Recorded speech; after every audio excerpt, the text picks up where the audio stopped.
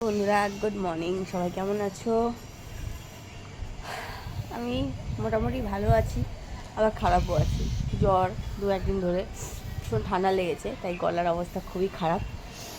আর সকাল সকাল ছাদে এসে তোমাদের সাথে ভিডিও করা মানেই আজকে পুজোর দায়িত্ব আমার, সেই জন্যই এসেছি।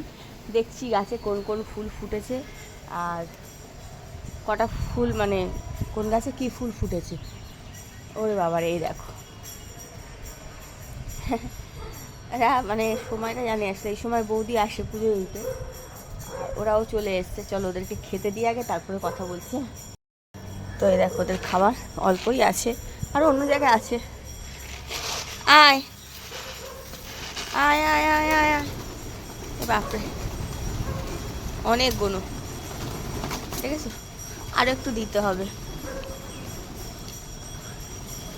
দেখো দেখো, সবাই চলে আসবে।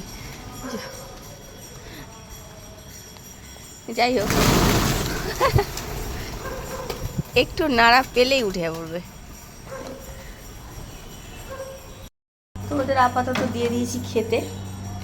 বাবা, এখানে সবই তো গমের প্রায় খালি, সবই খালি, একটুখানি আছে, এটা থাক, কালকে যে লাগবে আবার গম নিয়ে আসলে তখন। তো যাই হোক, যেটা বলার জন্য আজকে, ওরা খাচ্ছে খাক, আমি ঠাকুর ঘরে, তো আমি ঠাকুর ঘরে ঢুকি। আর ছাদে অনেক জামাকাপড় মেলা আছে আজকে, আর ভীষণ মেঘ করছে। তো যেটা বলার জন্য ভিডিও, আজকে খুব ভালো দিন, আজকে স্নান যাত্রা জগন্নাথ দেবের। তো এরকম ভালো দিনে আজকে পুজোর দায়িত্ব আমার পড়েছে সকালবেলা। তো চলো সব ঠাকুর পরিষ্কার করে ওদের পুজোটা করি, রেডি করি, তারপরে দেখছি কি কি ফুল তোলা যায়, কি কি আছে সেসব। তো চলো বন্ধুরা, পরে আমি দেখা করছি তোমাদের সাথে, দাঁড়াও। তো দেখো, পুজো দেওয়া হয়ে গেছে, খুব বেশি ফুল পাইনি, যেটুকু পেয়েছিলাম সেটুকুই দিয়েছি। আর সত্যি কথা বলতে আমার না এখানে পুজো দিতে খুব ভালো লাগে, বেশ ঠাকুরগুলো সাজানো গোছানো। আর তার থেকে বড় কথা হচ্ছে আমার খুবই ভালো লাগে এরকম ঠাকুর ঘরে পুজো দিতে। তোমাদের কেমন লাগে এরকম সুন্দর একটা ঠাকুর ঘরে পুজো দিতে জানিও, ঠিক আছে?